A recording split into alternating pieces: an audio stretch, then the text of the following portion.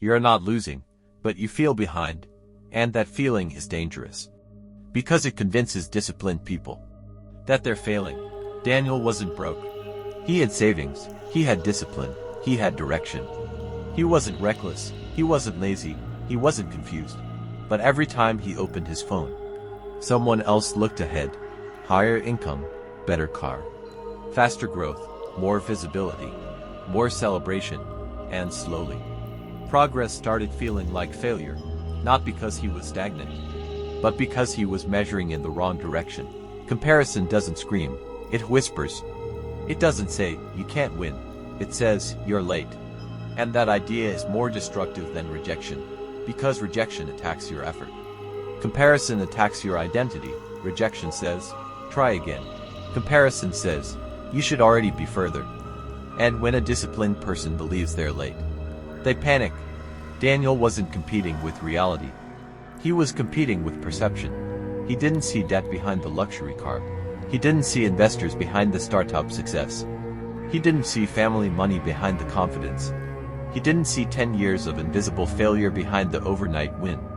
He saw outcomes, without context, different starting points, different capital, different access, different risk tolerance, different timelines. But all he saw was speed, and speed creates pressure. Pressure creates doubt, doubt creates hesitation. And hesitation kills compounding, and compounding is everything. Wealth is not built in dramatic leaps. It's built in boring consistency. But comparison makes boring feel inadequate. Here's what comparison does quietly: it makes you abandon strategy. You switch plans too early. You pivot before proof. You chase trends you don't understand. You copy business models you can't sustain. Because copying feels faster than building. But copying destroys leverage, and leverage is what creates wealth. When you copy, you're not building equity. You're renting identity. Now you're not building wealth. You're performing ambition, posting productivity, announcing goals, signaling hustle. But performance doesn't compound.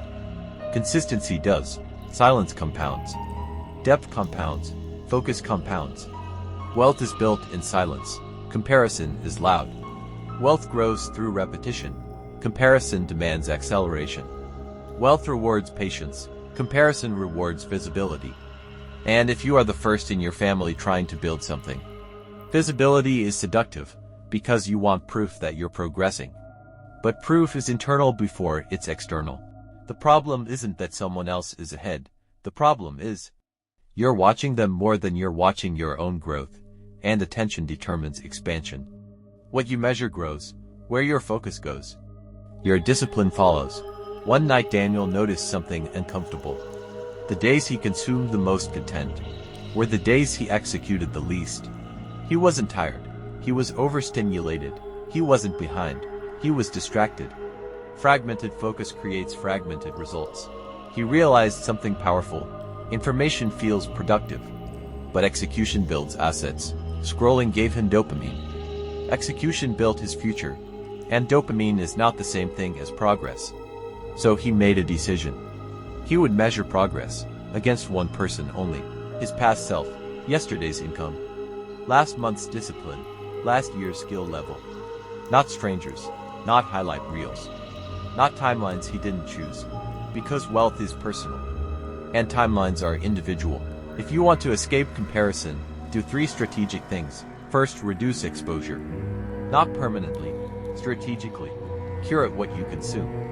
Remove triggers that distort perception. Protect your focus like capital, because attention is capital, and you are spending it daily. Second, track real metrics: income, savings rate, investment growth, skill depth, network quality. Not likes, not applause, not followers. Vanity metrics inflate ego. Real metrics build leverage. Third, lengthen your timeline. Most people compare 6 months. Builders compare 10 years. And when you think in decades, you stop panicking about quarters. Long timelines remove urgency panic. They allow compounding to work. They allow identity to stabilize. They allow you to build something that lasts. You don't lose wealth by starting small. You lose wealth by switching paths too often. Comparison makes you switch. It convinces you that staying is stagnation. But quiet builders win because they stay. They refine, they iterate, they deepen, and staying is harder than starting. Because starting is exciting, staying is invisible. But invisibility is where compounding happens. As Daniel became more focused, his results improved, not dramatically, not instantly, but steadily. And steady growth builds confidence. But then something shifted. Success began attracting attention. And attention changes dynamics. Friends become observers. Observers become critics. Critics become distant. Because growth creates contrast. And contrast creates discomfort. Because becoming the first sometimes means outgrowing comfort. And comfort rarely creates wealth. This channel is not about motivation. It is about transformation.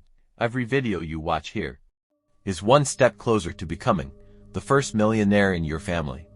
Not through luck, not through hype, but through discipline, structure, and long-term thinking.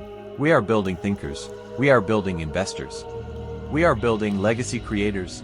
And if you stay here long enough, apply what you learn and study the blueprint inside the first millionaire in your family.